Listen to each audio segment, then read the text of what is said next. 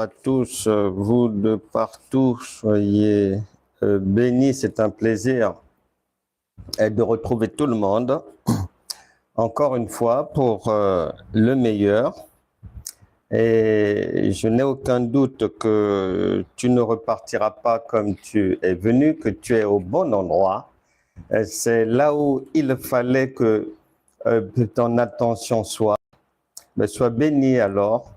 Et nous allons ensemble résoudre les problèmes de la vie en puisant les solutions dans la sagesse divine, dans les tuyaux que Dieu par sa parole nous donne afin que la maladie parte, afin que le chômage vous quitte, afin qu'il n'y ait plus de tracasseries, parce que trop de disputes dans certains couples. Les gens ne dorment pas, ça gueule, ça saute, ça montre le doigt à l'autre et ça empêche l'autre de dormir. Mais tout ça là, on va trouver les médicaments qu'il faut pour effacer définitivement ce genre d'incompréhension. Ce genre de problème, les enfants doivent être guéris aujourd'hui parce que lorsqu'un enfant est malade, non, au niveau du cœur de la maman, du papa, il faut donc tout faire pour que la joie soit parfaite. Donc, on va s'atteler à ça. Tous ceux qui sont persécutés par les démons, ces démons-là doivent partir. Tous ceux qui sont en échec scolaire, il faut que les choses soient redressées. Il faut que tous ceux qui sont en recherche d'emploi, de formation, de stage, il faut vraiment que les choses aillent de l'avant. Vous les commerçantes, aujourd'hui, le ciel vous envoie la clientèle. Parce que mon rêve à moi, c'est que si tu es ici et que tu es une commerçante, mon rêve est que le carnet de tes commandes ne puisse plus te permettre de dormir. Que tu fasses partie des gens qui travaillent sur cette terre 24 heures sur 24 pour aider les autres.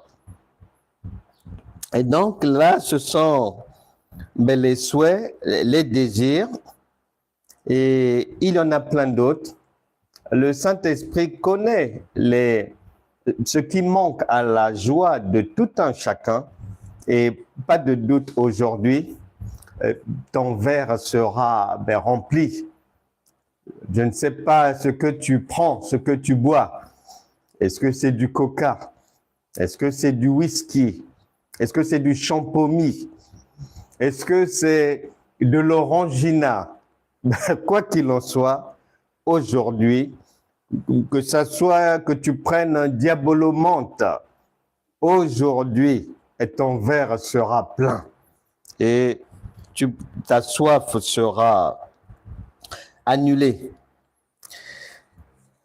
Nous avons aujourd'hui donc de très belles choses à voir ensemble. Mais avant tout, merci encore pour les personnes qui sont vraiment assidues. On est pratiquement 83 000 maintenant, selon les chiffres de YouTube. Soyez bénis. Et j'ai un autre souhait, c'est que tous ceux qui ont de la bonne volonté, conformément à Isaïe chapitre 1, verset 19, puissent réellement, en suivant ces enseignements de la foi, mais révélés, en faisant l'effort de compréhension, en croyant en cette bonne nouvelle, sans l'oublier, parce que la Bible dit « Ne soyez pas des auditeurs oublieux ». C'est très dangereux, sans oublier. Le vœu de mon cœur est que nos vies changent réellement et que les futurs et les actuels serviteurs de Dieu, servantes de Dieu, puissent exceller dans leurs travaux, que la grâce divine les aide à enrichir leur savoir, leur instruction, afin de se démarquer de l'environnement chrétien qui est pollué par le niveau très bas de ce qui se raconte, par des faussetés, par l'égarement, par une foule de doctrines de démons inventées, servies aux gens matin, midi, soir. Il y en a qui en raffolent, mais ce n'est pas étonnant que ces gens-là aient beaucoup de problèmes dans leur vie. Bref, mais que le meilleur soit pour vous, afin que vous puissiez aussi donner du bon pain de vie aux autres, à ceux qui vous écouteront. Nous sommes aujourd'hui dans le cours du niveau 2, 536, intitulé « L'humilité précède la gloire ». Un conseil, tu peux aller sur ma chaîne YouTube, Franck Canet, École de la foi révélée. Tu t'abonnes, c'est gratuit. Et puis, dans 24 heures, tu retrouveras tout ça là sur la chaîne et tu pourras mettre pause et relever tout le tableau. Mais pour le moment, je te conseille de m'écouter attentivement. Jésus a dit, nul ne peut suivre deux maîtres. Tu ne peux pas en même temps et m'écouter et comprendre et en même temps écrire. C'est-à-dire, tu suis au moins 3 maîtres. Ce n'est pas possible.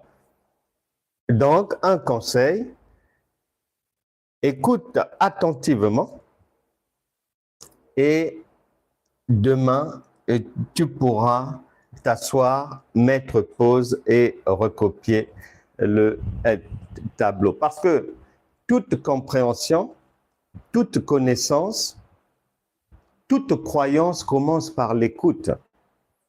Si tu n'écoutes pas, tu ne peux jamais comprendre. Et si tu n'as pas compris, tu ne peux pas croire. Même si tu dis que tu crois, tu te mens à toi-même parce que au niveau de ton ordinateur dans la tête, on n'a pas eu l'information que tu as compris. Donc, tu ne peux pas croire si tu n'as pas compris. Et si tu dis que tu crois sans avoir compris, et que sur cette base-là, tu vas mettre en pratique pour du vent.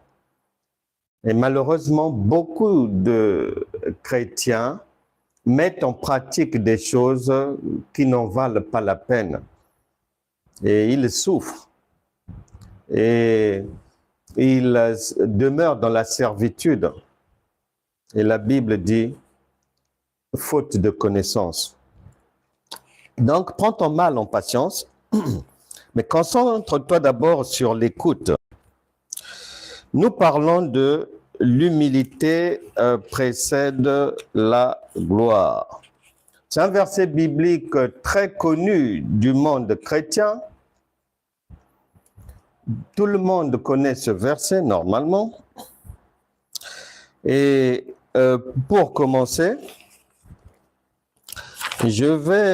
on va prendre des écritures qui vont me permettre de répondre rapidement à des questions qui m'ont été posées. Première écriture, Matthieu chapitre 13. Matthieu chapitre 13. Matthieu chapitre 13.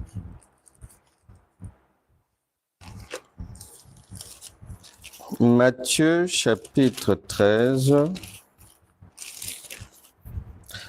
verset 13. Je te prie de m'écouter attentivement. C'est la parole de Dieu. Elle ne vient pas de mon intellect. Il est dit, verset 13, « C'est pourquoi Et je précise, on ne parle pas de païens ici. On parle de toi, de moi, des gens qui écoutent la parole de Dieu. C'est pourquoi je leur parle en parabole. Donc ça, c'est une parabole. Une parabole, c'est, on te donne une ombre. Et quand quelqu'un marche dans la rue, si tu te mets au virage, sans que tu ne vois la personne physique, son ombre va précéder la personne. C'est ça. Or, nous recherchons l'individu lui-même physique. On ne peut pas se contenter de l'ombre, de ce qui est écrit là. Parce qu'en voyant, ils ne voient point, virgule, et qu'en entendant, ils n'entendent ni ne comprennent. Dieu dit, ces gens-là, donc nous, toi, moi, lui, elle, eux, ils vont écouter la parole de Dieu, mais je ferai en sorte que tout le monde ne soit pas à même de me comprendre. Je vais boucher des oreilles et empêcher, rendre aveugle pour que les gens ne puissent pas comprendre la parabole. Parce que la parabole va demander l'interprétation des Écritures. Or, nous vivons dans un monde chrétien où ce feu rouge-là, tout le monde fait comme s'il n'existe pas. On prend un verset biblique et on va l'enseigner directement. On le brandit sur Facebook, on le brandit sur YouTube, partout. Ici, on n'a pas dit ça. Actes des Apôtres, chapitre 28, verset 26. Actes des Apôtres, chapitre 28, verset 26.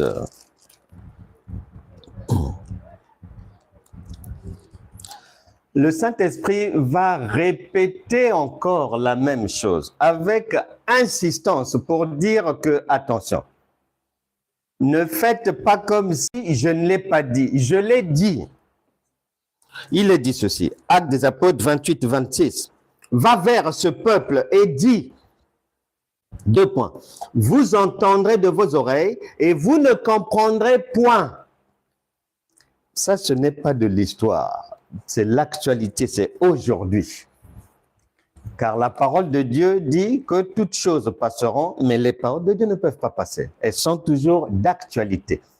Ça, c'est notre TF1, France 2, CNews, CNN, ça, c'est ça. Ça, c'est notre France Info. Vous regarderez de vos yeux et vous ne verrez point. Donc, le Saint-Esprit fait le rappel. Attention. Vérifiez bien ce que vous faites là. Tout ce que vous vous dites là. Ce que vous semblez avoir compris. Vérifiez si c'est une parabole ou si c'est la vérité. Vérifiez si c'est l'ombre ou le personnage physique lui-même. Mais la Bible dit, la Bible répond. Ésaïe chapitre 53 verset 1, qui prête attention à ce qui est écrit. Il n'y a pas grand monde dans le peuple chrétien. Et c'est très, très, très dangereux. Nous devons sortir de ce danger-là.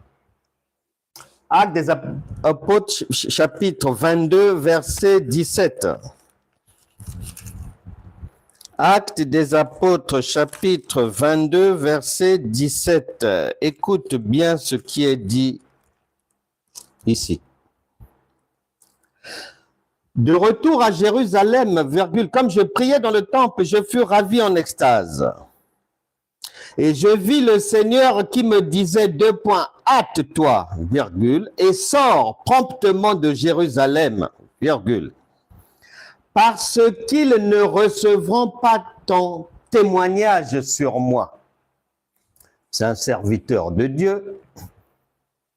Il est dans l'exercice de sa mission, mais à un moment donné, celui qui l'a envoyé en mission, Dieu l'arrête et lui dit, écoute, si c'est seulement dans cette ville-là, ils ne te croiront pas. Tu ne pourras pas convertir quelqu'un. C'est pas possible. Ce n'est pas le champ de travail que j'ai réservé pour toi. Va là-bas, sors d'ici, va vers un autre public.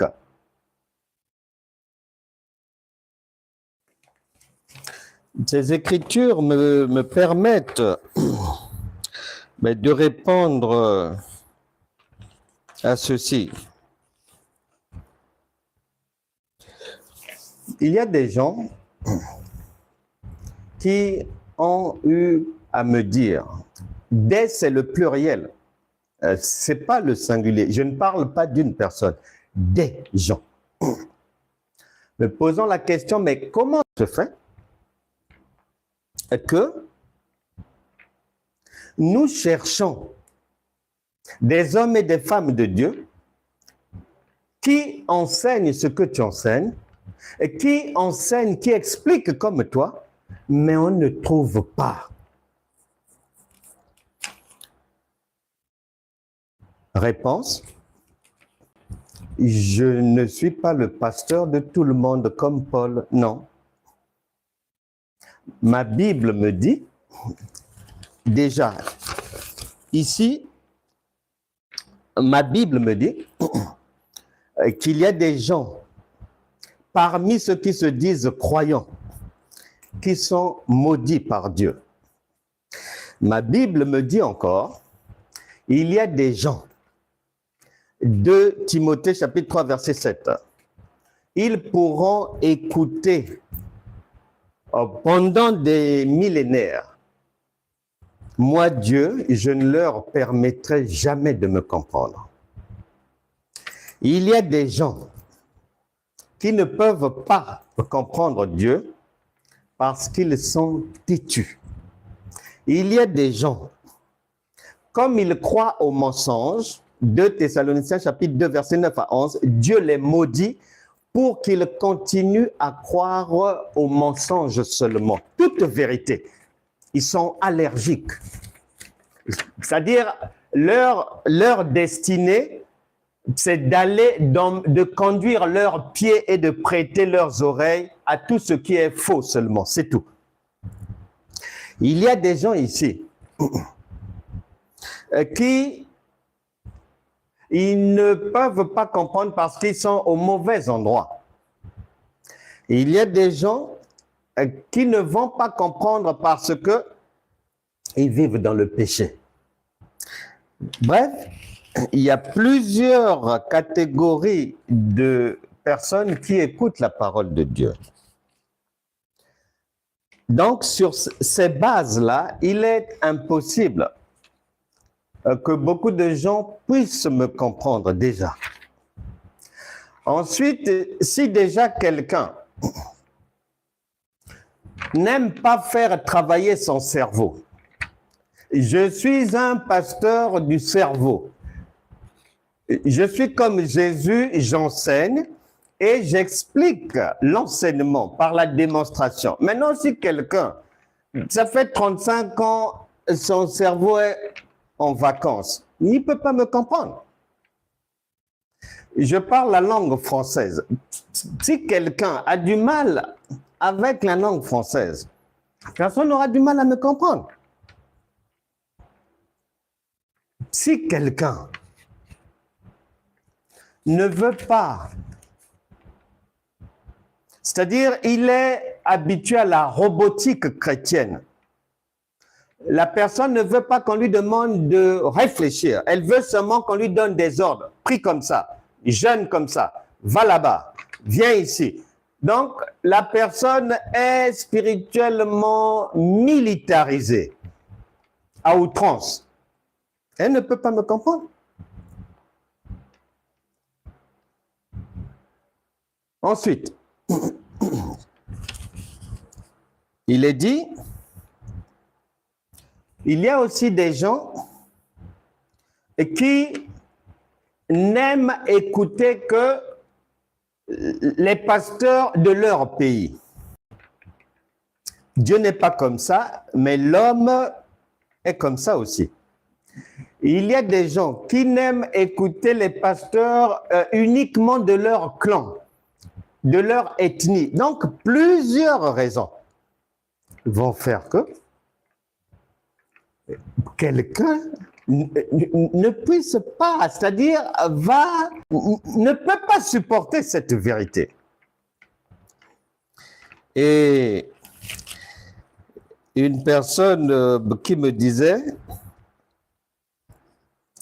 que il y a quelqu'un qui lui a dit, quelqu'un qui parle français et qui comprend bien le français, une personne intelligente, qui lui dit, ah, ce pasteur-là, quand je l'écoute, j'ai du mal à comprendre son enseignement. J'ai répondu à la personne ceci, ce n'est pas que la personne a du mal à comprendre mon enseignement, non. Si tu lui mets 1000 $ sur la table et que tu lui dises que explique-moi cet enseignement, suis et explique-moi, la personne arrivera à comprendre parce qu'il y a 1000 $ en jeu. Donc, l'homme suit ses intérêts. Donc, quelqu'un peut penser que, ah, non, ça, mon intérêt, c'est pas là. Mais quelqu'un qui a passé 25 ans dans le combat spirituel, la personne voit les démons à gauche, voit les démons dessus, voit le diable à droite partout. C'est normal qu'elle puisse se sentir en insécurité face à la vérité. Donc, il y a plusieurs raisons. Et il y a aussi le fait, il ne faut pas l'oublier, Philippiens chapitre 2, verset 13, le Seigneur dit, c'est lui qui met en nous le vouloir et le faire. Donc, s'il ne veut pas t'éclairer, il ne te permettra pas ni de rester là, ni de comprendre l'enseignement. Non. Donc, nous ne sommes pas prévus, mais comme l'apôtre Paul, pour être pasteur de tout le monde. Non. Notre public est prévu. Avant même notre naissance, le Seigneur a déjà prédit, tout préparé. Ceux qui sont censés être bénis, guéris, délivrés, élevés par cet enseignement, ils sont déjà connus. Ils sont déjà connus. Ils sont là où ils sont, à Montréal, à Brazzaville, à Bruxelles, à Liège. Ils sont là où ils sont. Au Bénin, au Togo, en Guadeloupe, Martinique, France, ils sont là où ils sont. Et ils sont connus de Dieu. Et ils se reconnaissent dans ces enseignements. Et dans leur sang, dans leur gène, il y a cet enseignement qu'ils ont reçu même il y a 10 ans dans un songe. Ils y ont toujours pensé des fois, parce que j'entends beaucoup de gens. Il y a une personne, il y a quelque temps, qui m'avait dit, la première fois quand je vous ai écouté, en tout cas, j'ai eu l'impression de m'entendre moi-même. Mais la différence est que vous avez des mots pour dire et expliquer. Moi, je ne les ai pas. Mais tout est dans mon cœur. C'est ce que vous dites là. Donc, ces gens sont connus. Ces gens sont connus. Et Enfin, il y a autre chose quand même, et non des moindres. Là, je peux dire 99% de ce qu'on appelle chrétiens, peu importe la dénomination, évangélique, église réformée, adventiste, baptiste, tout ce que tu veux, 99% parlent et soi-disant enseignent un Dieu qui est à l'extérieur de leur corps. Et ce Dieu-là, ils doivent toujours faire appel à lui pour qu'il vienne à leur rescousse. Nous n'avons pas reçu mission du Seigneur pour dire cela. La mission que nous avons reçue du Seigneur, qui nous a révélé les Écritures, c'est que notre enseignement doit consister en un, dire effectivement ici, on dit que il y a un Dieu esprit qu'on appelle l'Éternel, il part des cieux. 2, il se fait chair et il vient parmi les siens, parmi nous. 3, du Dieu extérieur, par la résurrection, il devient un Dieu de l'intérieur, au-dedans de nous. 4, au-dedans de nous, c'est pour simplement transférer sa nature, donc sa divinité, faire de nous des dieux. Et il nous passe le volant, afin que nous puissions vivre en Dieu, en divin. Pourquoi? Parce qu'il avait prévu que si quelqu'un n'est pas Dieu, il ne peut pas sortir de certaines difficultés enracinées de la vie sur la planète Terre. Il a fait de nous des dieux, et cette divinité nous permet de régler tout problème en indépendant. C'est-à-dire, il a fait de nous des auto-entrepreneurs spirituels. Jean chapitre 10, verset 34, vous êtes des dieux. Psaume chapitre 82, verset 6, j'avais déjà dit vous êtes des dieux. Genèse chapitre 9, verset 6, je vous ai fait à mon image. Genèse chapitre 1, verset 26, 27, 28, vous êtes à ma ressemblance. 1 Jean chapitre 4, verset 17, tel je suis, tel vous êtes aussi. Non pas une fois arrivé au cimetière, mais dans ce monde. La boucle est bouclée. C'est ce qu'on dit ici. Je vous lance un appel. Si vous connaissez, je ne sais pas, dans n'importe quel pays, Australie, Canada, South Africa, Nigeria, Lubumbashi, Kinshasa, si vous connaissez Guadeloupe, Guyana, si vous connaissez un pasteur, un homme, une femme de Dieu, qui enseigne la divinité, comme je viens de la résumer là, ce cheminement-là, s'il vous plaît, pardon. Communiquez-nous ces coordonnées, nous allons entrer en contact avec ce pasteur ou cette pasteur pour vraiment la féliciter. Vraiment le féliciter. Parce que là est notre mission. Nous sommes les seuls pour le moment, à ma connaissance. Puisque beaucoup de gens me disent, nous cherchons même sur Internet des gens qui enseignent la divinité que Jésus est venu nous livrer, mais nous ne trouvons pas. Je vous conseille de poursuivre les recherches parce qu'il est dit que qui cherche trouve.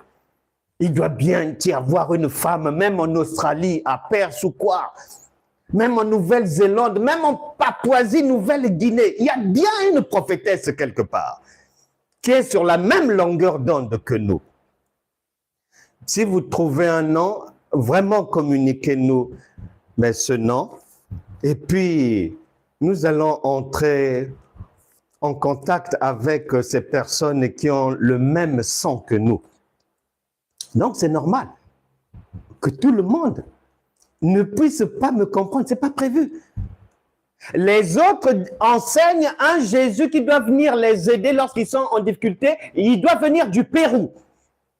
D'autres enseignent un Jésus qui doit venir du Groenland pour les aider. D'autres enseignent qu'il faut qu'ils prient toute la nuit, de 23h à 4h, le temps de permettre à Jésus de Nascimento Texera de Rio de Janeiro ou de la plage d'Ipanema là-bas, de faire la distance pour venir les délivrer.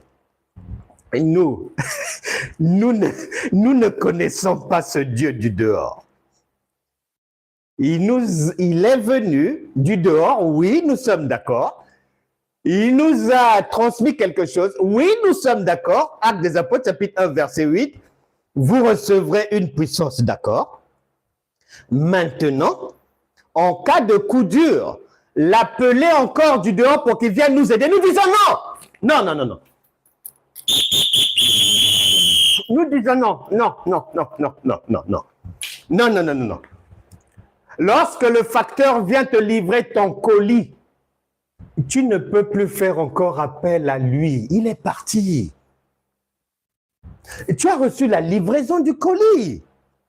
Mais tu ne peux pas en même temps ouvrir le colis. S'il y a quelque chose qui manque, ou bien quoi, chercher, courir dans la rue pour chercher le facteur. Non, non, non, non, non, non. Il a livré, il est parti. Maintenant, spirituellement, nous, dans la livraison que nous avons reçue, dans ce colis-là, il y a les solutions à tous les problèmes que tu peux rencontrer dans la vie. C'est cette direction-là que nous avons emprunté, celle du chemin, de la vérité et de la vie. La vie, c'est la divinité. Et c'est ce que nous enseignons pour te permettre de te faire comprendre que tu n'as pas été appelé pour être enfant de Dieu. Non. Tu n'as pas été appelé pour être sous les bottes du diable. Non. Et tu n'as pas été appelé pour être maltraité toute ta vie par les démons. Non, non, non, non, non, non. Tu as été appelé, convoqué, une convocation solennelle de Dieu, parce que tu ne peux pas venir à lui s'il ne te convoque pas. C'est impossible. Tu ne peux pas devenir ministre dans un gouvernement, dans un pays quelconque, si le chef ne te convoque pas. Non, non, non, non. Tu ne pars pas de chez toi, tu arrives comme ça, oui, bonjour, bonjour, oui. Bon, j'ai appris qu'on forme un gouvernement ici, je veux rentrer dans ce gouvernement. On te dira, il n'y a pas de problème, allez chez vous, on vous appellera. C'est comme ça. Et raison pour laquelle Jésus dit, Jean chapitre 14, verset 12, que non seulement vous ferez les mêmes œuvres que moi, mais vous en ferez de plus grandes. Question, si tu n'es pas Dieu comme lui, comment peux-tu faire les mêmes œuvres que lui? Deuxième question, comment pourras-tu faire des œuvres plus grandes que les siennes? Comment? Troisième question. Est-ce que tu crois en ce qu'il a dit? Oui ou non? J'aime bien la vérité parce que à cette question, si tu dis que tu crois, ce qui veut dire tu nous rejoins pour venir comprendre ta divinité. Sinon, tu te mens à toi-même. Maintenant, si tu dis que non, il avait menti, en tout cas, nous te disons bonne chance dans ta marche chrétienne. Nous n'enseignons pas pour fabriquer des gens qui vont être malmenés d'une manière permanente dans la vie. Non, non, non, non. L'enseignement que nous avons reçu du Seigneur, c'est de transmettre à chacun, par l'enseignement de la parole révélée, sa divinité afin qu'il marche sur la tête du diable.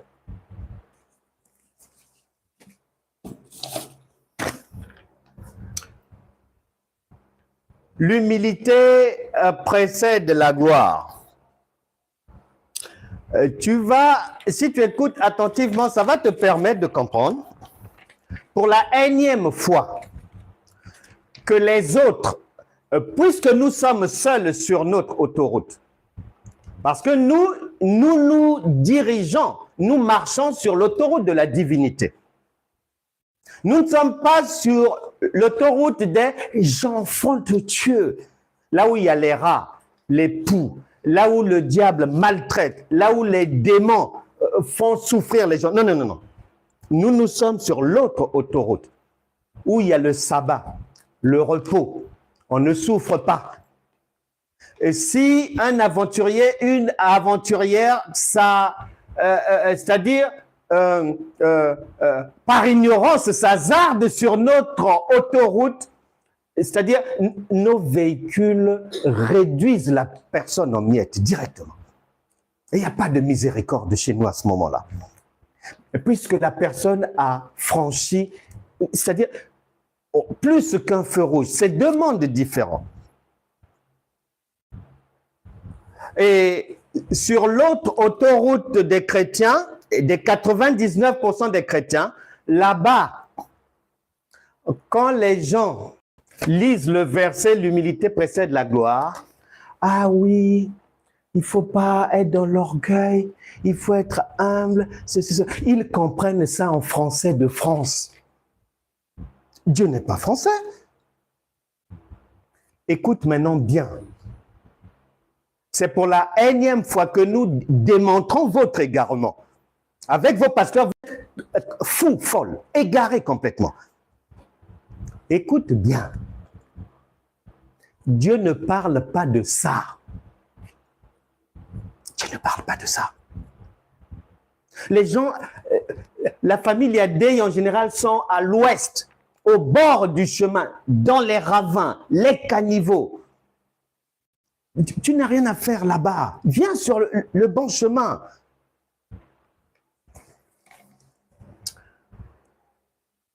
L'humilité précède la gloire.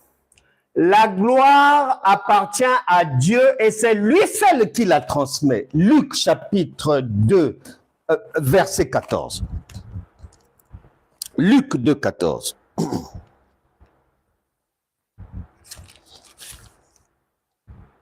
Luc 2, 14. Gloire à Dieu dans les lieux très hauts, virgule, et paix sur la terre parmi les hommes qu'il agrée. Ça veut dire ceci. La gloire appartient à Dieu. Pour tout seigneur, tout honneur, lui-même, il est la gloire. Voilà. Maintenant, il a le pouvoir, selon son bon vouloir, en fonction de si l'enfant a compris qu'il doit devenir comme le Père, sur cette terre, il transfère sa gloire à toute personne qu'il agrée. Toute personne qu'il agrée. Et là, déjà, j'ai un problème parce que ici, on dit à toute personne qu'il agrée. Je vais déjà, rien qu'à ce niveau, je vais exclure tous ceux qui sont dans le combat spirituel, déjà, je les exclus. Sur quelle base? Sur la base de Proverbes chapitre 16, verset 7, qui dit « Lorsque les voies d'un homme sont agréables à Dieu », c'est-à-dire quand Dieu agrée quelqu'un, il dispose en sa faveur même de ses ennemis. Ce qui veut dire, si on retrouve quelqu'un dans un combat spirituel et qui se bat face à ses ennemis, le diable, les démons, les mauvaises copines, les faux chefs, les mauvais chefs, les ex, ça veut dire que cette personne-là n'habite pas Luc chapitre 2, verset 14. Déjà. Parce que Proverbe chapitre 16, verset 7, tu ne peux pas mettre ça à la poubelle. Et tu as l'interdiction de Matthieu chapitre 24, verset 35. Lorsque Dieu agrée les voies d'un homme, lorsqu'un homme, à la faveur de Dieu, dit Proverbe 16, 7, Dieu fait que même ses ennemis travaillent pour lui. Très simple. Ce qui veut dire, si tu trouves dans une rue des gens qui se disent chrétiens, chrétiennes, et qui sont dans une guerre, et qui sont, comme les chrétiens aiment dire, je suis combattu, ceci, cela, les gens qui sont combattus, ceux qui disent que voilà, Satan me soumet à des épreuves, ceux qui disent que voilà, nous sommes dans un combat spirituel parce que dans ce siècle, le siècle présent, le diable s'est levé et il veut massacrer. Les gens qui disent que voilà, il rôde partout, il veut dévorer quiconque ceci, cela. Tout ce monde-là sont mis en déroute, sont faits menteurs, menteuses, ignorants, par Proverbe chapitre 16, verset 7. Leur seul salut, c'est de nous produire une écriture par laquelle Dieu a annulé définitivement sa parole de Proverbe chapitre 16, verset 7. Tant qu'il n'y en a pas, ils sont KO debout.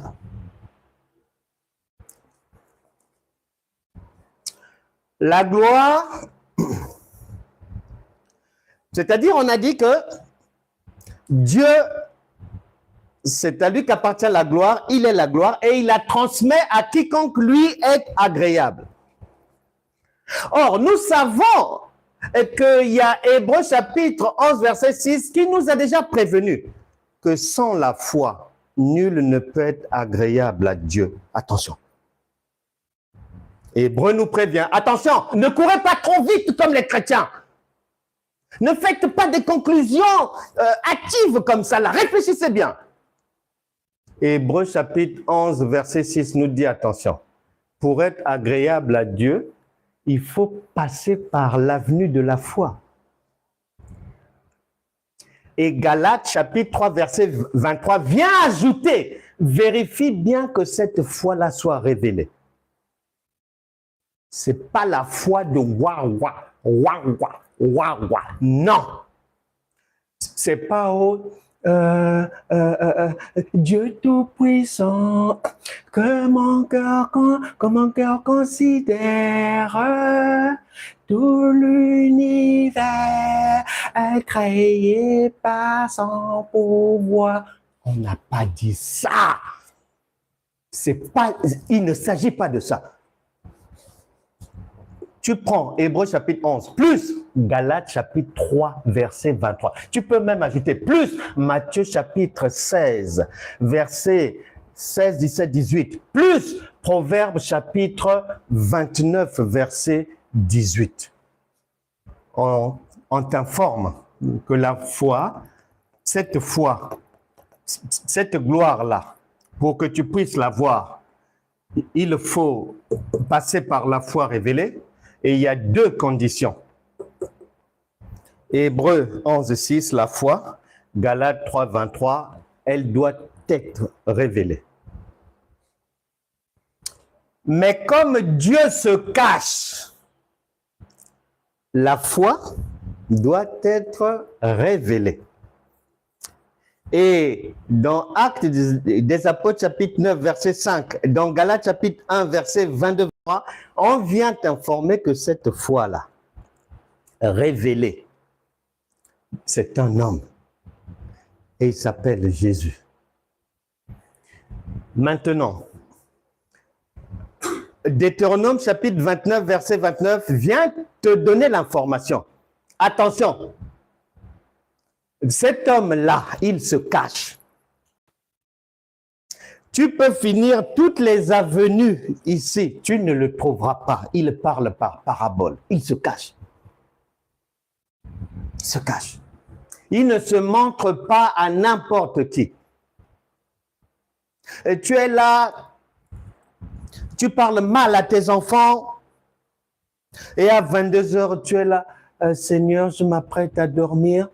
Seigneur, je remets entre tes mains de gloire toute ma maison, ma fille Mathilde, je te remets mon fils Bruno, je te remets aussi Michael et je te remets mon époux. Seigneur, protège-nous du diable, ceci, cela. À 21 heures, tu as mal parlé à l'enfant. Tu as même injurié l'enfant. Et à 22h05, à genoux, implorant la miséricorde de Dieu pour être protégé durant ton sommeil. Non, ça ne se passe pas comme ça.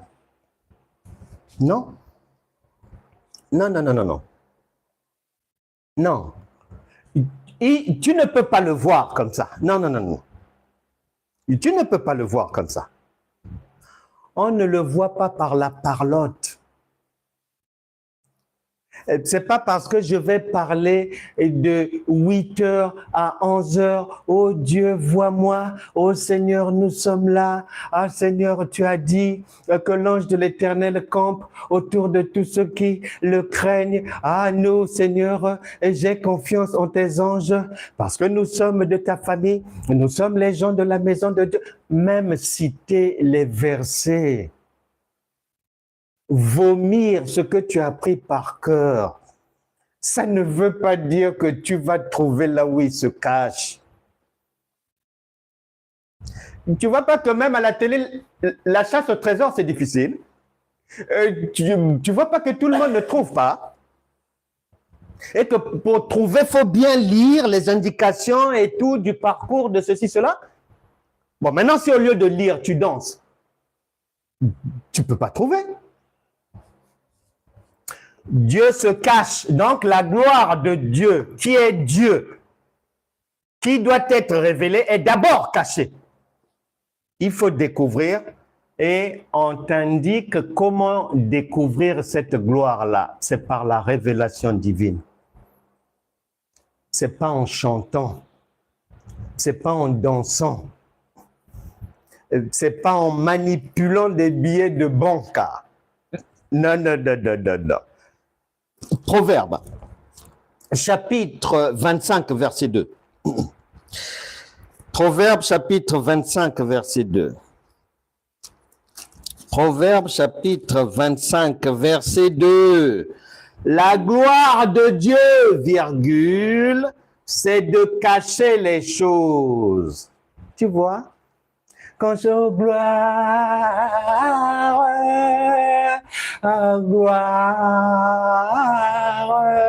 Ici, on a dit, cette gloire-là que tu chantes, elle est enterrée là où se trouve le diamant. Elle est cachée. La gloire de Dieu, c'est de cacher les choses. Virgule. La gloire des rois, donc toi, virgule, c'est de sonder, c'est-à-dire découvrir, débusquer, sortir du trou, tirer le diamant, prendre l'or, pêcher dans les eaux profondes, tu tires comme ça. C'est de débusquer, de trouver. Parce que ce n'est pas le fait de jeter la canne à pêche dans l'eau que ça veut dire que le poisson va venir si tu n'es pas au bon endroit. Et beaucoup de chrétiens pêchent au bord du rivage, mais il n'y a pas de poisson là. Ça, même les enfants de l'école maternelle savent que au bord, là où il y a tout le monde, là où les enfants en bronzette, là où il y a la promenade, là où on joue, les enfants jouent, il n'y aura pas de poissons là. Si poissons il y a, c'est des petites sardines. Hein, au bord, on peut trouver quoi? Des bichiques, des sardines, mais si tu recherches baleine, thon, requin, c'est-à-dire ce qui a de la valeur, en tout cas, c'est dans les eaux profondes. Tu ne les trouveras pas là où il y a tout le monde. Non, c'est caché là-bas. C'est ce qu'on explique ici. Les gens recherchent la gloire de Dieu. Mais ils pensent que la gloire de Dieu, c'est chanter, danser, être dans les mouvements chrétiens. Mais non. Mais ce n'est pas parce que tu as fait la marche de Jésus que ça veut dire que tu es dans la gloire. Mais non. Ici, on n'a pas dit ça. Vous mentez. Montrez-nous les Écritures qui attestent de ça. Vous n'en avez pas. Or, celui qui ne respecte pas les conditions de Dieu, Matthieu chapitre 23, verset 12. Matthieu chapitre 23, verset 12. Matthieu 23, 12. On dit ceci. Matthieu 23, 12. On dit, quiconque s'élèvera sera abaissé, virgule. Et quiconque s'abaissera sera élevé. Quiconque s'élèvera, tu veux aller dans la gloire, mais tu ne remplis pas les conditions.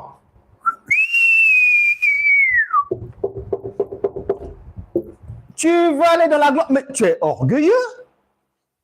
Tu es orgueilleuse. Et tu ne remplis pas les conditions. Tu te prends pour qui? Quiconque. C'est Dieu qui, n'oublie pas, de là où nous venons, que la gloire vient de lui. On est dans les cieux. Et ici, là, il va élever, agréer celui qui lui est agréable. Maintenant, quelqu'un qui ne lui est pas agréable, il veut montrer que, elle veut s'élever parce qu'elle a des rouges à lèvres, des talents. Ici, on a dit, on va faire descendre. On va faire descendre. Ce sont ceux qui veulent s'élever là, et qui sont donc orgueilleux, donc qui ne sont pas humbles, ce sont les ignorants, les personnes maudites, les égarés, les faux enseignants, faux apôtres, faux docteurs, les prophétesses, tout ce monde-là. Et ceux qui commettent le péché, les pécheurs, tout ce monde-là sont des orgueilleux. Tous ceux qui... Oui, femme, prêche, oui, allez, oui, nous sommes la tête, nous sommes la queue, tout le blablabla là. C'est l'orgueil. Tous ceux qui ne remplissent pas ces deux conditions-là, ils habitent ici. Ils seront dévorés par la vie, par Dieu lui-même, complètement rabaissés, avec des divorces, avec des enfants qui vont te fuir, avec on va dire des choses sur toi, te diffamer, avec des accidents, avec des problèmes à n'en plus finir. C'est ça le rabaissement de Dieu. Toute personne orgueilleuse, c'est-à-dire qui ne remplit pas les conditions pour être agréable à Dieu, c'est-à-dire donc recevoir la gloire de Dieu, est descendu. Que tu sois pasteur, que tu sois chrétien, que tu sois chrétienne, que tu sois, si tu ne remplis pas ces deux conditions-là, tu trouveras le lion sur ta route. Une dame, comme malheureusement ça peut arriver, elle avait eu des problèmes avec sa tante. Et dans ces problèmes-là, dans la colère, et comme elle est chrétienne, elle ne risque rien. Elle est dans le Seigneur. Mais elle ne savait pas qu'elle était orgueilleuse. Qu'elle s'élevait alors qu'elle n'avait pas ce qu'il faut pour s'élever. Elle, c'est un jour, avec cette tante-là, les incompréhensions ont tellement duré. Et un jour, elles en sont arrivées aux mains. Et elle avait pris le dessus sur sa tante et elle a frappé sa tante. Sa tante lui dira ceci. Comme tu m'as fait ça, tu auras le sida. Tu vas mourir du sida. Elle a dit, arrière de moi, Satan. Il a continué sa vie de prière, de jeûne et tout, mais elle faisait maintenant attention à sa marche sentimentale. C'est ça qui était bien. C'est-à-dire que la parole de sa tante-là revenait souvent dans sa tête. Et cette parole va lui permettre de ne plus aller à gauche, à droite, de ne plus accepter rapidement à gauche. Non, non. Et elle est restée seule comme ça pendant des années. Pieuse. Et un jour, elle rencontre quelqu'un dans le Seigneur, dans l'église locale. Et il se marie. Il se marie selon les règles de l'art, en respectant la procédure chrétienne. Quelque temps après le mariage, elle tombe malade. Va à l'hôpital, petite fièvre comme ça. Le médecin dit, on va pousser les examens. On pousse les examens. On vient lui dire, madame, vous avez le sida. Elle dit, comment? C'est venu d'où? Je n'ai pas mené une vie bordélique. J'ai passé des années seul. Le monsieur, avant le mariage, il avait fait ses tests. Il n'y avait rien. Ça vient d'où? Quand tu crois être et que tu ne l'es pas, je te donne un conseil. Viens t'asseoir, viens apprendre ici, même en cachette, c'est pas grave, on s'en fout. Le plus important, viens apprendre afin de sécuriser ta vie, au lieu de demeurer dans l'orgueil, parce que Dieu va te rabaisser. Que tu sois pasteur, que tu sois apôtre, docteur ou quoi, ça c'est du vent. Jésus a dit, vous allez reconnaître tout le monde à leurs fruits. Tu peux ramasser n'importe qui, apôtre, pasteur, docteur ou bien quoi. Tu le regardes bien. Tu regardes mon travail. La Bible dit, jugez-en vous-même.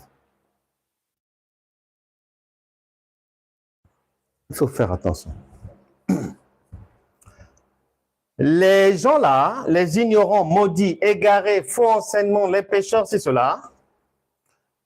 On en parle, 2 Corinthiens 11, 13 à 15, plus 2 Pierre 2, 1 à 19, plus 1 Timothée 4, 1, plus Jean 9, 31, égale le salaire du péché, c'est la mort. Mais cette mort-là c'est pas Satan qui va l'infliger, non. Si tu ne remplis pas les conditions de Dieu, Hébreux 12, 29, Dieu est un feu dévorant. J'étais triste un jour. J'ai vu un documentaire. Une femme instruite, une professeure d'université,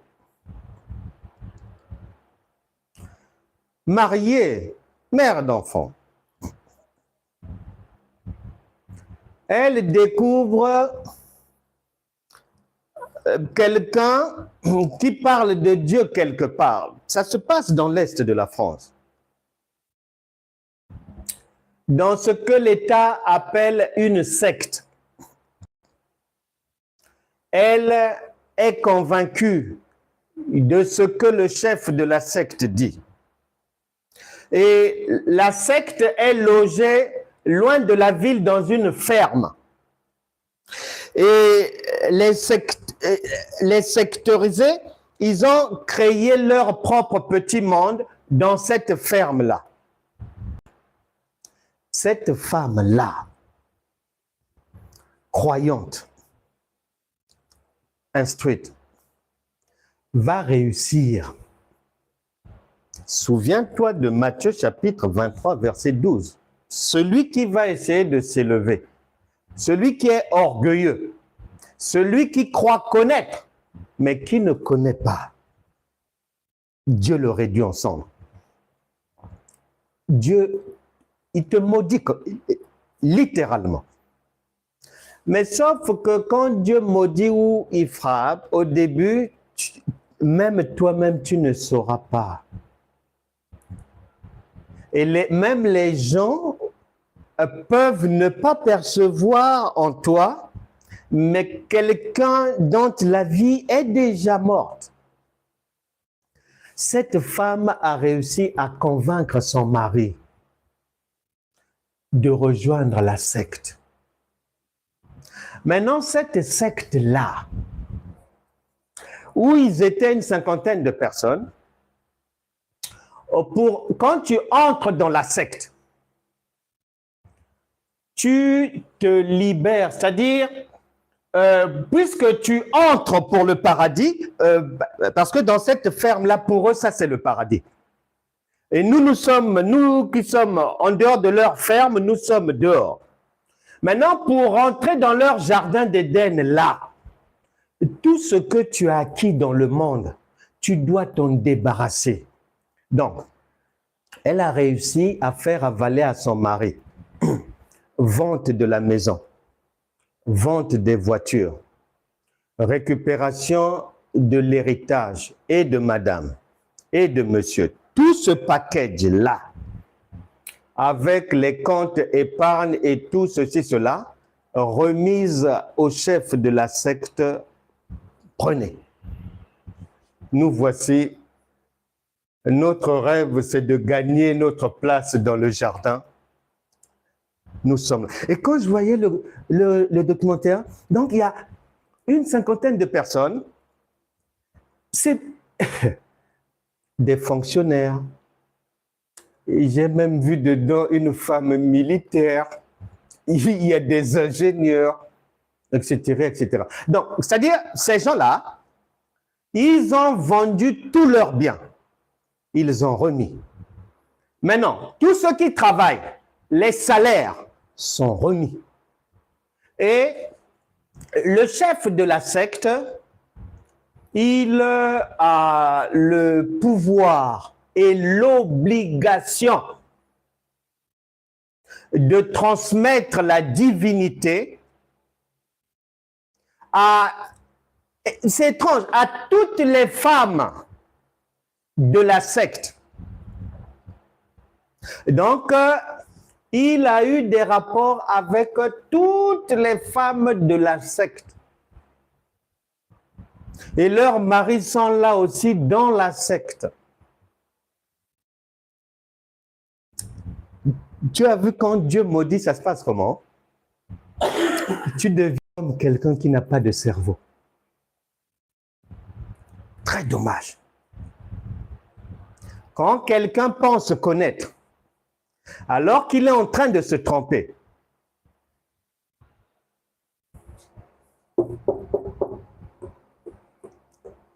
sera rabaissé. Et si l'orgueilleux, c'est celui qui veut s'élever et que Dieu va rabaisser, donc, dans la pensée de Dieu, celui qui est humble, l'humilité, c'est la connaissance. Ça, c'est pas cette histoire de ma soeur, ne mets pas trop les rouges à lèvres à la fois. Non, non, non, ne les mets pas comme le monde, hein, mais comme une vraie fille de Dieu. Léger, léger.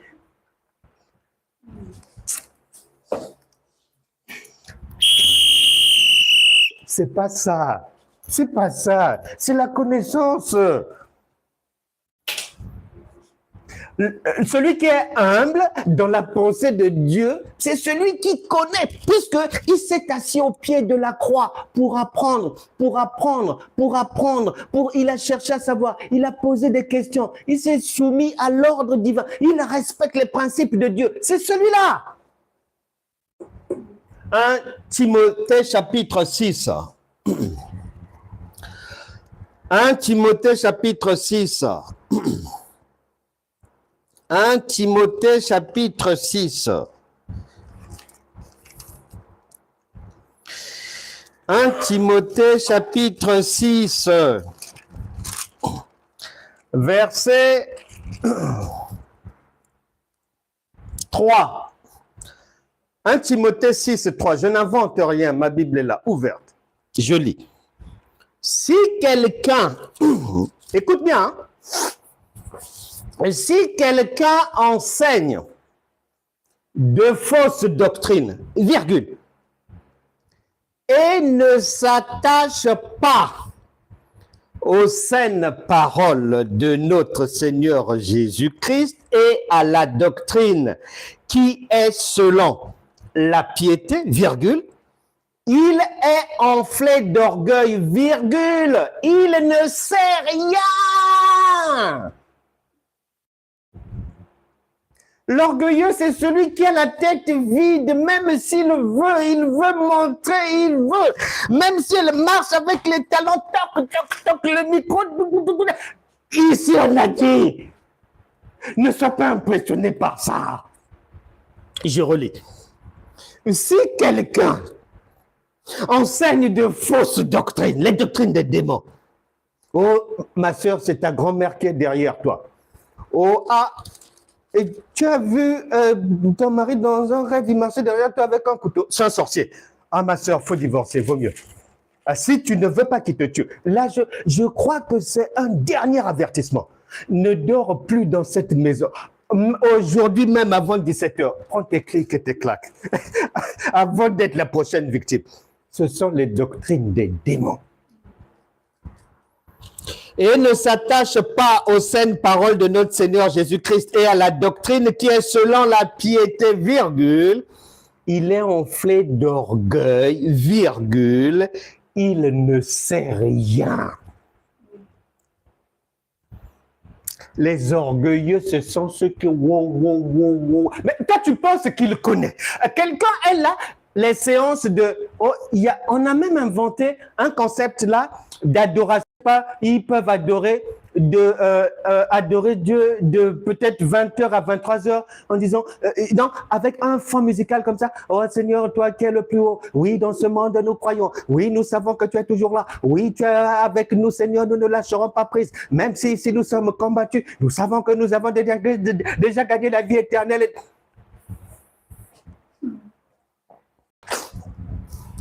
Ici on a dit, ne t'occupe pas de la parlotte. Il ne connaît rien. Il meuble ça avec beaucoup de tchatcho. Ne te fais pas avoir. Il ne sait rien. Et il a la maladie des questions oiseuses et des disputes de mots. D'où naissent l'envie, les querelles, les calomnies, les mauvais soupçons. Ça là, c'est la perfection. Perfection veut dire on ne peut pas débattre parce que Dieu ne peut ni mentir, ni se tromper, ni se contredire. Donc, il n'y a pas de débat possible. Mais les orgueilleux, elle est bien habillée, il est bien vesté. Tu vas les voir. Oh, la femme ne doit pas prêcher. Tu vas les voir. Oh, appelons maintenant le Saint-Esprit à venir prendre le contrôle de notre réunion. Tu vas les voir. Ma sœur, entre rapidement en jeûne.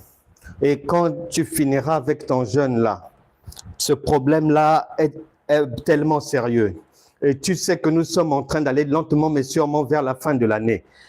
Il y a le jeûne de 40 jours aussi.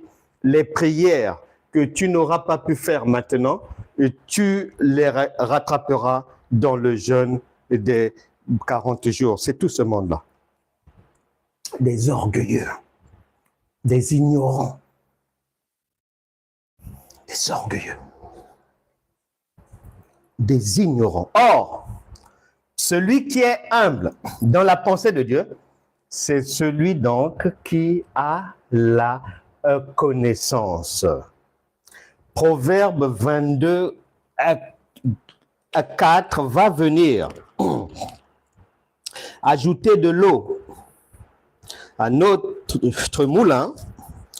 Proverbe chapitre 22, verset 4. Nous sommes en train de démontrer par les Écritures que l'humilité dont Dieu parle, ce n'est pas porter des vêtements d'une manière décente. Ce n'est pas trop parler. Ce n'est pas ne pas faire trop de bruit. Ce n'est pas dire bonjour à tout le monde. Ce n'est pas faire la bise à tout le monde. C'est pas ça. L'humilité, c'est la connaissance. 22, 4. Le Proverbe 22, verset 4, je lis. Le fruit de l'humilité, virgule, de la crainte de Dieu. Ce qui veut dire, dans la famille chrétienne, les gens, en tout cas, racontent des choses qu'ils ne connaissent même pas, qu'ils ne comprennent pas. Ah, ma soeur, il faut avoir la crainte de Dieu. Hein? Ah, moi, je crains Dieu. Hein? Ah, moi, vraiment, je provoque personne. Hein? Moi, je crains Dieu. La crainte de Dieu, c'est celui qui a la connaissance. C'est celui qui est humble. C'est écrit ici. C'est pas ça. Au marché, vraiment, être gentil. Oh, j'injurie personne au travail. Oui, c'est bien. Mais c'est un début seulement du commencement. Parce que tu n'injuries personne, oui. Tu respectes ta femme, oui. Tu parles bien à tes enfants, oui. Mais tant que le cerveau concernant ça est vide, tu es orgueilleux. Et cet orgueil-là, l'œil humain ne voit pas. Mais le spirituel était déjà catalogué, logé dans le groupe des orgueilleux. Il y a ta photo là-bas, parmi les hommes à abattre. Donc la vie doit être dévorée complètement. Le fruit de l'humilité, donc l'humilité, c'est la crainte de l'Éternel, c'est la richesse. Ah, tu entends?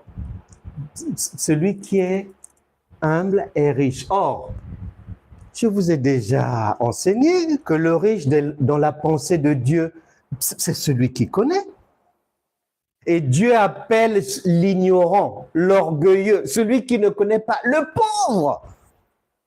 Eh bien oui, la plupart des chrétiens sont pauvres. D'autres sont des pauvres des pauvres. Jésus a dit, ce sont des aveugles qui conduisent des aveugles. Donc, un pauvre conduit un pauvre de pauvre. L'humilité, crainte de l'Éternel, richesse, la gloire et la vérité. La gloire et la vérité. La gloire et la vérité. Des épines, virgule, des pièges sont sur la voie de l'homme pervers, point virgule. Celui qui garde son âme s'en éloigne. instruit l'enfant selon la voie qu'il doit suivre, point virgule. Et quand il sera vieux, il ne s'en détournera pas, point. Le riche domine sur les pauvres. Voilà. Mon peuple périt faute de connaissance. C'est-à-dire, les pauvres vont mourir parce qu'ils ne sont pas riches. C'est tout. Le riche, celui qui a la connaissance, va dominer sur les orgueilleux, va les écraser complètement. Alors que le chrétienne sont téléchargés pour marcher sur la tête du diable, mais comme ils sont dans l'orgueil, comme ils sont pauvres, ils ne sont pas riches, c'est-à-dire ils n'ont pas la connaissance. C'est le diable qui marche sur leur tête. Le riche domine sur les pauvres, virgule. Et celui qui emprunte est l'esclave de celui qui prête, point.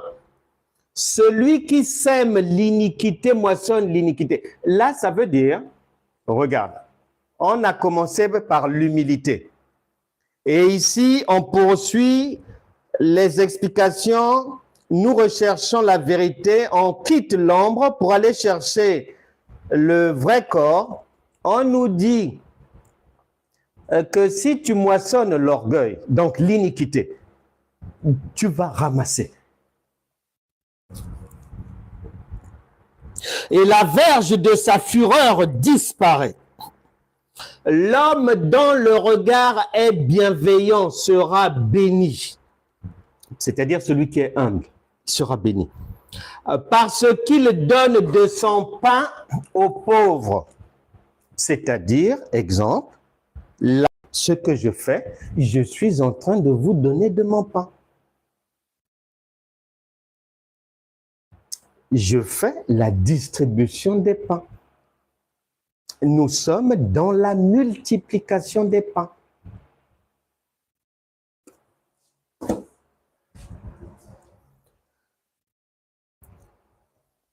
Proverbe 22, 4 à 9, donc, richesse, gloire et vie. Or, la richesse, la gloire et la vie, c'est notre divinité.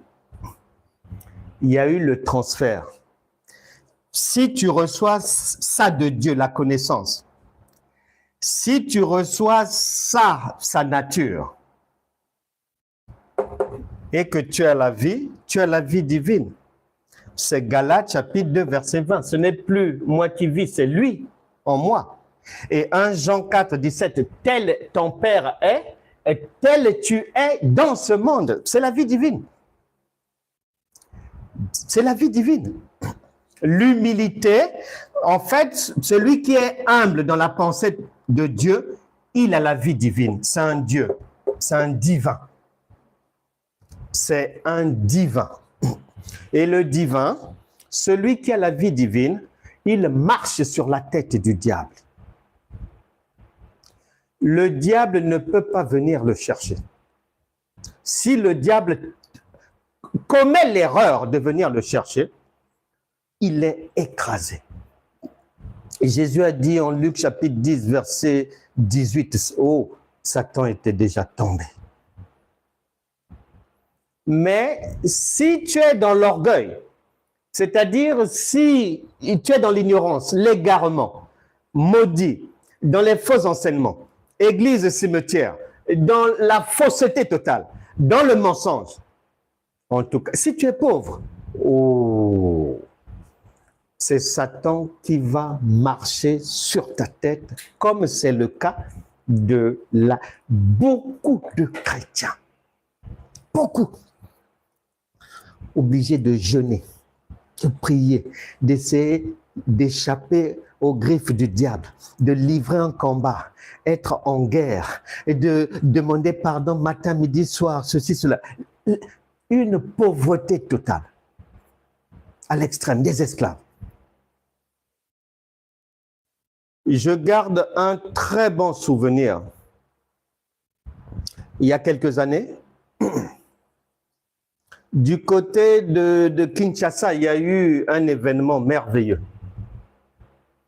Là où Dieu a enseigné à tout le monde d'une manière réelle, d'une manière publique, qu'il n'y a que deux choses. Soit tu es riche, donc humble, donc tu as la connaissance, ou soit tu es pauvre, orgueilleux, et tu ne peux pas, tu seras écrasé. Il s'appelle l'apôtre Wallo Mutsenga Malachi. C'est un serviteur de Dieu à Kinshasa, RD Congo. Ami de Kinshasa, Mbote Nabino. Un jour, le pasteur Wallo Mutsenga Malachi était dans leur église locale. Un monsieur, les gens qu'on appelle nouveaux riches, remplis de l'orgueil du monde. Il a suivi là-bas, il a pourchassé une femme qu'il terrorisait. Et la femme est venue trouver refuge dans l'église et le monsieur est rentré, il a commencé à mettre le souk. Le pasteur a demandé, mais qu'est-ce qu'il y a? On explique, on explique, on explique. Et ce pasteur-là, le monsieur-là, au lieu d'être impoli uniquement avec peut-être des gens qui sont pauvres spirituellement, il s'est permis de manquer du respect et d'injurier l'apôtre Wallo Mutsenga Malachi. Quand l'apôtre l'a écouté, l'injurier en public, devant ses brebis, il dira à ce monsieur ceci: à moins que je ne fasse ce travail de moi-même. Mais si c'est Dieu qui m'a envoyé faire ce travail, je ne te connais pas, tu es venu sur mon terrain me chercher des noises. Si c'est Dieu, mon employeur, je te condamne jusqu'à ta mort. Tu ne dois pas toucher à l'eau. Le jour où tu touches à l'eau que Dieu a créée, c'est ta mort. Le monsieur a parlé. Les jours sont passés. Quelques jours après, l'apôtre Wallo est parti en déplacement. Et quand il est revenu, mais une personne l'a vu comme ça. Elle est venue lui dire: oh, homme de Dieu, tu sais ce qui est arrivé? Derrière toi, tu sais ce qui est arrivé? Il dit: non, je viens d'arriver. Tu te souviens du monsieur qui était venu ici faire du bruit? Oui. Mais derrière toi, il est mort. Ça n'avait pas fait 7 jours. Il est mort, sa famille est venue donner l'information. J'ai eu ses obsèques. Or, ce que tu avais dit là, Dieu l'a tué. Oh, Dieu est comme ça. Vous croyez que Dieu est comment? Vous croyez qu'un lion connaît la miséricorde? Le lion n'a pas de miséricorde. Et la vie chrétienne commence par la nature du lion avant celle de l'agneau. Mais vous avez par ignorance tout chamboulé, bouleversé. Oh non, ma soeur, si on te gifle par la joue droite, donne la gauche. Oh, ils peuvent nous faire du mal et c'est pas grave dans ce monde. Ah, tu sais que ici c'est chez le diable. Hein? Nous on attend chez notre Père là-bas. Nous régnerons là-bas.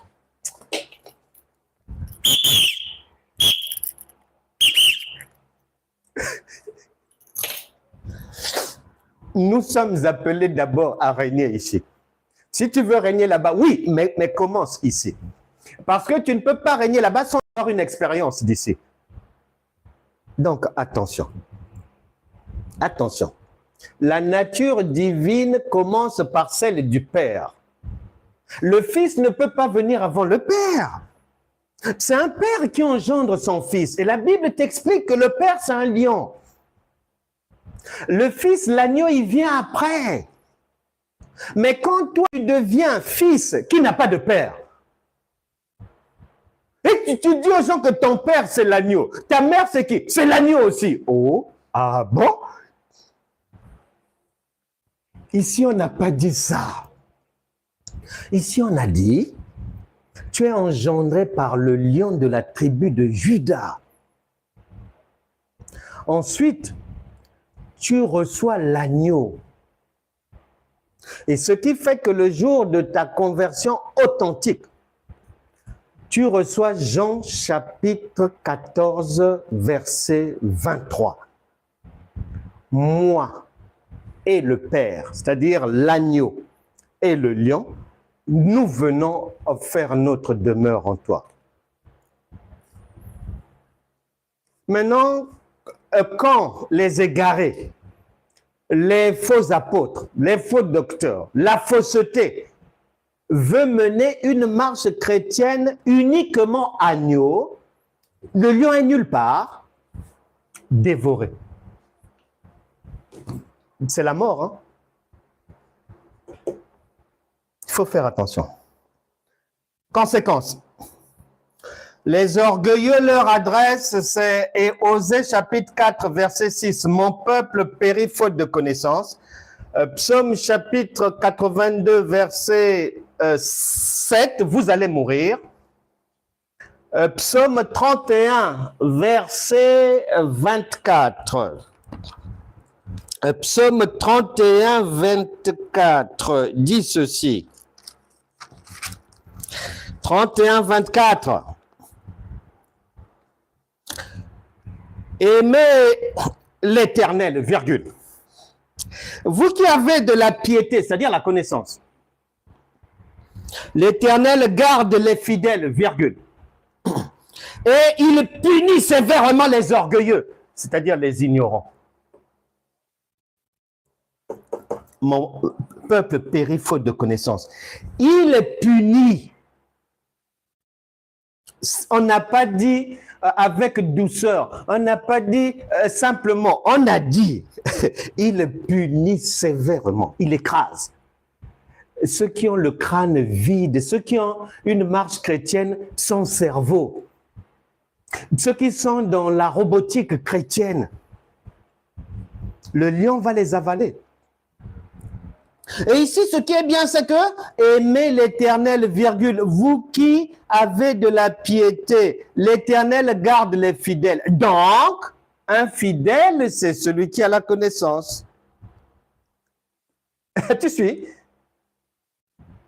Si tu n'as pas l'Éternel, ne peut pas te garder. Donc, quand tu dis que, oui, l'ange de l'Éternel campe tout autour de ceux qui craignent Dieu, de ceux qui ont la connaissance. C'est pas craindre Dieu de l'école SEM1, SEM2, 6e. Non, c'est pas cette crainte-là. C'est pas ça. C'est la crainte de la caboche. C'est pas la crainte qui vient d'en bas, c'est celle qui vient d'en haut. Donc, quand les gens se considèrent comme fidèles, ah oui, je suis fidèle. Ah, vous, les fidèles de Dieu, ceci, cela. Ils sont dans l'ignorance, dans la pensée de Dieu, infidèle. Mais c'est quelqu'un qui fait comme son père et qui est l'image de son père. Un fidèle sur terre ici, tout ce qu'un père fait, son fils va le faire. Si papa, peut-être il peut faire l'agriculture dans les champs, son fils peut le faire. Si papa peut faire un déménagement, le fils arrivera à le faire. Si papa peut aller au marché, le fils, quand il aura l'âge adulte, il va pouvoir aller au marché. Et si papa peut trouver une femme et se marier, le fils aussi peut le faire. Si papa peut trouver un travail et travailler, le fils aussi peut le faire. Tout ce que le père peut faire. Si papa peut avoir un compte bancaire, son fils aussi peut avoir un compte bancaire. Tout ce que le père fait, c'est ce qui est dit là. Le fils aussi le fait. Et ici, on a dit, moi et le père, nous sommes un. Maintenant, dans notre Familia Dei, chez les chrétiens, Dieu dit ce que je suis, toi aussi tu es pareil. Les chrétiens disent non. Oh, mais, oh. La nature ne vous enseigne-t-elle pas dans la nature? S'il y a un papa qui il a pu faire des travaux, il est devenu bon maçon, il peut monter des murs et tout. Si l'enfant veut aussi devenir maçon, il va le devenir. C'est une question de volonté. Il n'y a pas quelque chose que le père peut faire, que sur terre ici on dit non, les enfants ne parviennent jamais à faire ça. Non, non, non, non, non, ça n'existe pas. Mieux, les enfants ont la capacité, puisque ça se modernise, les appareils, les ceci, cela, le matériel et tous les équipements, donc l'enfant, même dans l'agriculture, il peut faire mieux que ce que le père avait fait. Mieux. Une meilleure production. Ben, bien sûr. Et dans tous les domaines, même dans le sport. Si papa est bon guitariste, si l'enfant veut être aussi bon guitariste, il le devient. C'est ce qu'on explique ici. Maintenant, ici, on a dit, c'est Dieu qui dit que tout ce que je peux faire, tous mes enfants peuvent le faire. Maintenant, on est dans un monde où les enfants disent « Non, nous refusons !» Et d'autres disent « Non, on ne peut pas parce que Satan est le prince de ce monde !» Or, nous disons « Oui, yes, we can !» Très simple. Nous acceptons la parole. Nous acceptons que tout ce que notre Père peut faire, nous aussi, on a reçu cette capacité. Par Actes des Apôtres, chapitre 1, verset 8, on a reçu notre sang divin pour marcher sur la tête du diable et des problèmes de la vie. Donc, sachez, bien-aimés, que l'humilité précède la gloire veut dire dans le langage de Dieu, si je dois tout résumer en une phrase, ça veut dire la connaissance, la foi révélée. La connaissance, c'est ce qui te permet de manifester ta divinité. Parce que la gloire, c'est l'autre nom de Dieu. La gloire, c'est ce que Dieu transmet à ses enfants. Il se transmet lui-même. Un papa, une maman, quand ils ont un enfant, ils se reproduisent dans l'enfant. Donc ici, avant que tu ne puisses vivre ta divinité, avant que tu ne puisses marcher sur la tête du diable, des démons, avant que tu ne puisses... C'est-à-dire mettre définitivement les ennemis à 1 milliard de kilomètres de ta maison. C'est d'abord là. Il te faut la connaissance. Il faut que tu sois riche. Un pauvre ne peut pas être dans la gloire. Il te faut cette richesse-là. Parce que, ici, là, soit on est riche, ou soit on est pauvre. Il n'y a pas une troisième voie. Soit on est riche, ou soit on est pauvre. Nous, nos conférences, notre ministère a choisi d'aller assumer notre divinité, c'est-à-dire être riche. afin de vivre nous-mêmes dans la paix et de pouvoir aider aussi les autres à vivre dans la paix. Maintenant, la plupart des églises et des chrétiens ont choisi la voie du maintien en esclavage. Et tant que tu seras sur cette voie-là, je te souhaite bonne chance dans vos démêlés avec le diable, les démons, les sorciers, la sorcellerie, les faux frères, les fausses sœurs, les hypocrites, les serpents. Vraiment bonne chance à vous là-bas. Mais si tu en as ras-le-bol, que le diable marche sur ta tête ou sur les têtes de tes enfants, viens vite par ici. Viens vite par ici. Devoir numéro 47. Devoir numéro 47, parce que Jésus enseigne, Jésus est un enseignant, c'est une école. Pour comprendre Dieu, c'est par le modèle de l'école. C'est pas par le modèle de wow, wow, wow, wow, wow, wow, wow, non. C'est pour ça que les vies sont dévorées et que les gens deviennent de plus en plus pauvres dans la pensée de Dieu spirituellement. Or, pauvre spirituel veut dire problème dans la vie physique. Devoir numéro 47. 1. Lisez attentivement Luc chapitre 1 verset 20 plus Jean chapitre 14 verset 12. Attentivement, très attentivement. S'il faut même que tu lises 12 fois, lis 12 fois. 2. Pourquoi ni Jésus, ni les apôtres n'ont prié pour leurs besoins et les besoins des membres de leur famille? Pourquoi ni Jésus, ni les apôtres n'ont prié pour leurs propres besoins et les besoins des membres de leur famille? J'ouvre une petite parenthèse pour dire que dans la réalité du monde chrétien qui est sur la mauvaise voie, c'est pas cette réalité-là. C'est pas ce modèle-là. Et la question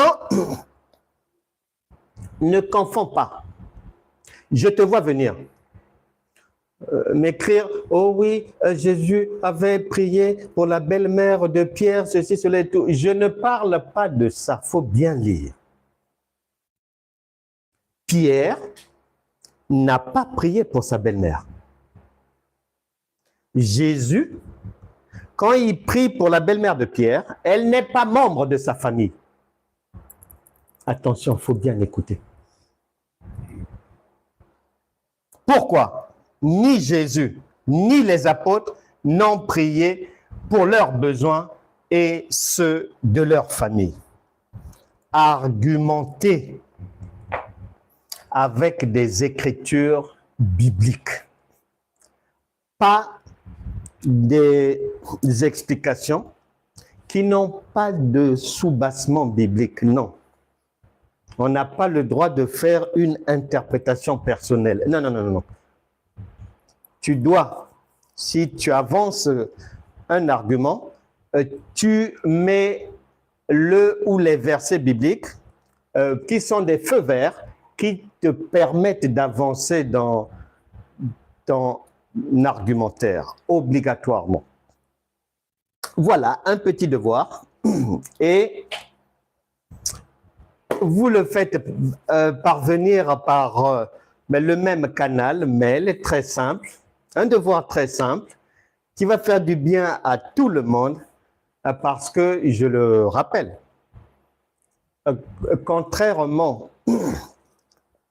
à ce à quoi les chrétiens ont été habitués, On ne peut pas comprendre Dieu sans interrogation, sans question, sans réponse, sans vérification des acquis et sans mise en pratique de la connaissance. Sans les preuves que tu es riche, tu ne peux pas avec Dieu. Saint-Esprit, merci pour toutes celles, tous ceux qui ont écouté cette bonne nouvelle intitulée l'humilité, c'est-à-dire la connaissance révélée, c'est-à-dire la foi révélée, est la condition préalable pour recevoir la nature divine, pour vivre en Dieu sur cette terre. Que toutes celles et tous ceux qui ont écouté cette bonne nouvelle, qui ont écouté cette révélation prophétique pour vos vies, qui ont compris, qui ont reçu une connaissance qu'ils vont conserver et qui croient dans leur cœur en cette bonne nouvelle d'aujourd'hui. Recevez le pardon de vos péchés. Si vous n'êtes pas encore croyant, si vous n'êtes pas encore des nôtres dans le royaume de Dieu, si vous n'êtes pas encore spirituellement riche, mais vous avez écouté la bonne nouvelle, elle a touché votre cœur et vous avez une conviction que c'est la voie que vous devez suivre, celle du chemin, de la vraie vérité et de la vraie vie. Maintenant même, vous êtes enfant de Dieu. Vous êtes maintenant parmi les gens de la maison de Dieu. Soyez les bienvenus. Recevez le pardon de vos péchés. Immédiatement maintenant. Votre conversion est authentique. Maintenant, asseyez-vous afin d'être, afin de grandir, afin d'aller à l'âge adulte, afin de devenir mature en suivant les enseignements de la foi révélée. Que la grâce de Dieu abonde dans vos vies. Que tout enfant malade,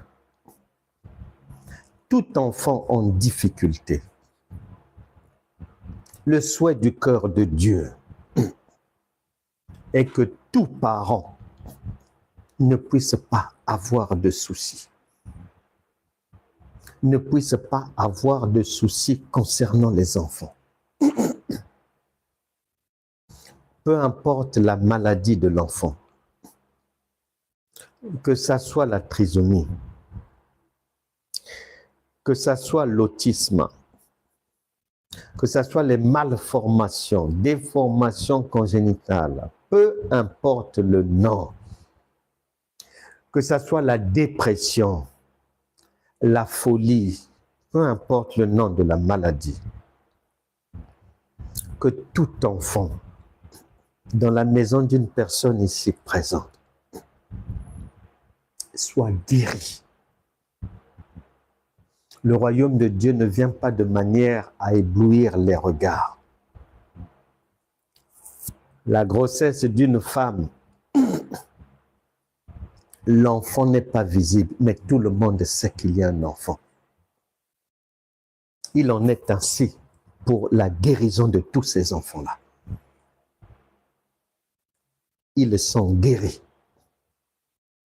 Leur santé est redressée.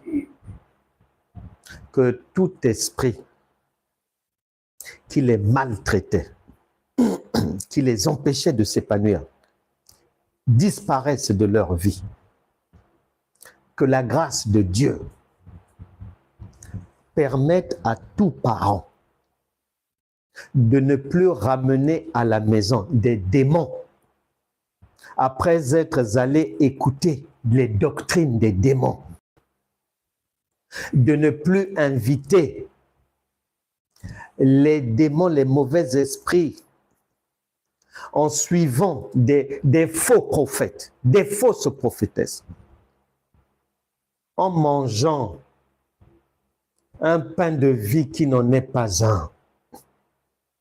Que la grâce de Dieu t'aide de ne plus faire entrer les démons ni dans ta vie, ni dans ta maison, ni dans ton corps, ni dans les vies de tes enfants. Que la puissance du Saint-Esprit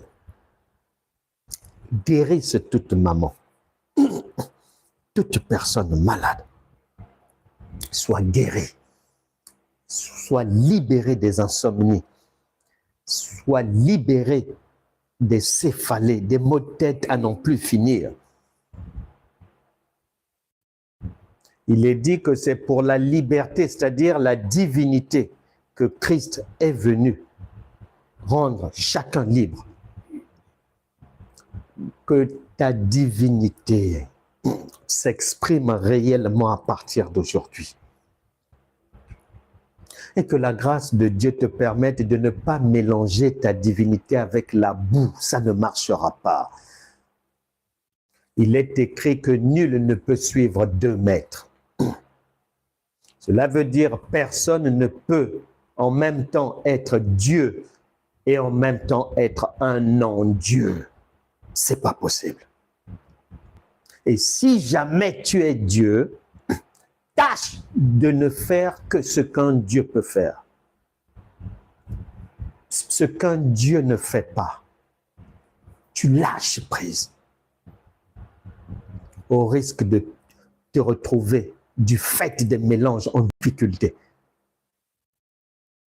Car la Bible déclare, Dieu est un feu dévorant, c'est-à-dire un lion qui dévore les ignorants, les maudits, les égarés, ceux qui se nourrissent des faux enseignements, ceux qui sont dans les faussetés, ceux qui sont dans le mensonge, ceux qui sont dans le péché, ceux qui sont dans l'orgueil, c'est-à-dire l'ignorance. Il est dit, Dieu les dévore. Ma prière, qu'il n'en soit pas ainsi pour toi à partir d'aujourd'hui. Tu sors de la cage de ceux qui sont des proies. Tu sors de là à partir d'aujourd'hui. Si tu suis cette bonne nouvelle et que tu ne la mélanges pas avec autre chose, tu ne seras pas dévoré. Tu ne seras plus une proie. Que la grâce de Dieu t'accompagne au travail, partout là où tu passes. Que la grâce de Dieu te permette de prospérer. Que la grâce de Dieu, et je le crois de tout mon cœur, si tu acceptes cette bonne nouvelle, tu parviendras à devenir comme cette femme. Tu parviendras à vivre comme cette femme et qui m'a dit, elle travaille dans le domaine de la santé. Elle travaille dans le domaine médical. Et je l'ai entendu un jour me dire, le métier qu'elle fait, elle n'avait pas prévu faire ça. Son père n'avait pas prévu que sa fille fasse ça. Mais elle n'aurait jamais cru qu'un jour elle allait faire un métier où elle allait même refuser l'argent, où elle allait ne pas pouvoir absorber toute la demande. Elle m'avait dit qu'il y a tellement de gens, elle est obligée de refuser. Son téléphone est rempli de messages de gens qui attendent des rendez-vous. Mais elle n'a pas de place, elle n'a pas le temps pour accepter toute la clientèle. Et elle me dira qu'elle n'a jamais pensé de sa vie un jour faire un métier où elle allait autant gagner et voire même être obligée de refuser la clientèle. Que cette prophétie s'accomplisse dans ta vie. Toi qui as reçu et acceptes la bonne nouvelle d'aujourd'hui, ça s'accomplira dans ta vie.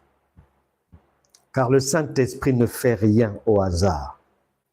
S'il t'a permis d'être là, c'est pour aussi mais recevoir cette cerise sur le gâteau.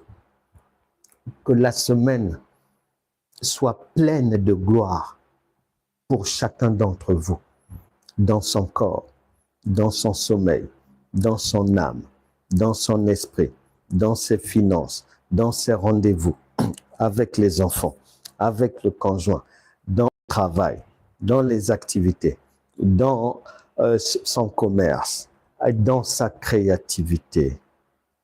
Amen.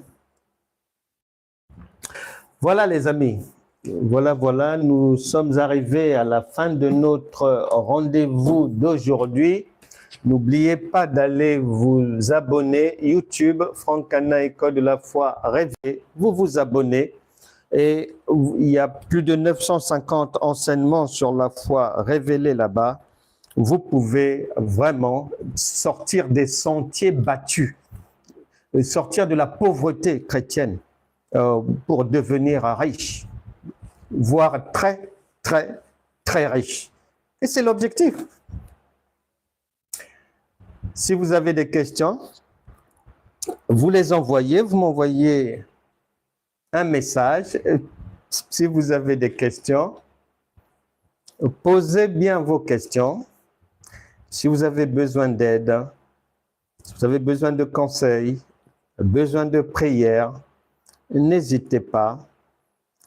Questions, messages avec vos coordonnées. Si vous avez besoin de cours, de formation, il y a ces cours qui sont commandables, c'est pas cher, c'est des petites pièces pour les recevoir au format papier. Donc voilà, vous pouvez passer commande des cours, première année, deuxième année, troisième année. Et je vous conseille des lectures. Madame Dorothy Denon, une brave dame qui, sur l'inspiration divine, a sorti ça pour toi. Et Dieu t'attend là, disponible sur Internet. En ce qui me concerne, tu peux commander ainsi à la fois. Vous êtes des dieux. Autopsie de la foi. Le chrétien égal étranger voyageur destiné à ne pas souffrir. Parce que ceux qui ont pris la mauvaise autoroute, là-bas, on enseigne qu'il faut souffrir, qu'il faut porter sa croix pour être qualifié, pour rentrer soi-disant au paradis. Or, une maman n'accepte pas que son enfant souffre. Dieu t'attend ici pour t'expliquer la suite. Échographie du mariage. La vie nouvelle. Tous ces livres-là, je ne sais même pas si chacun d'eux coûte un champomis, si chacun d'eux coûte un Fanta, je ne sais pas. Mais je ne peux même pas monter à la bière ou au whisky. Là-bas, c'est trop cher. Donc, ces livres ont un prix qui sont en bas, abordables pour tout le monde. Donc, n'hésite pas à les commander. celui de Madame Denon sur Internet, les miens, tu m'envoies le message et peu importe le pays, tu les recevras.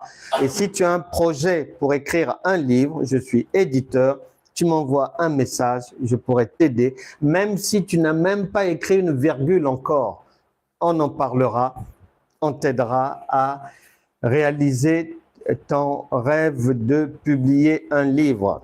Merci beaucoup pour tous les cadeaux.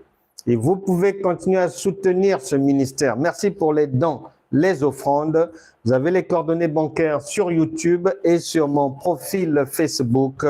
Dieu vous bénira. Excellente journée à vous et prochain rendez-vous. On se retrouvera demain dans la matinée sur TikTok.